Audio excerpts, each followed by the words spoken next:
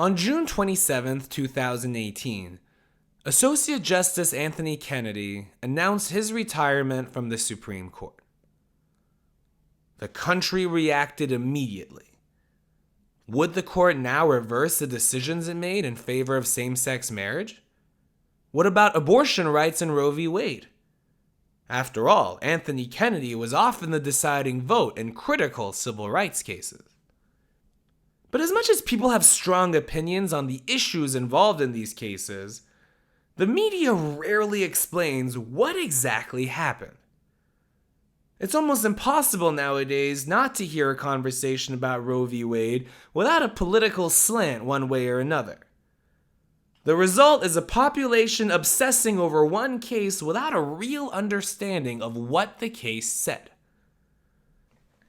The fact is that the justices of the Supreme Court can only interpret the Constitution and apply it to the situations presented to them. Now, sometimes their reasoning can seem like a stretch, but every case that's come out of the Supreme Court is explained in a majority opinion, and justices who disagree often write their reasons in a dissenting opinion that are often too boring for most people to actually read. But this podcast is not about explaining court opinions, and it's certainly not about advocating for one side or another in all these issues.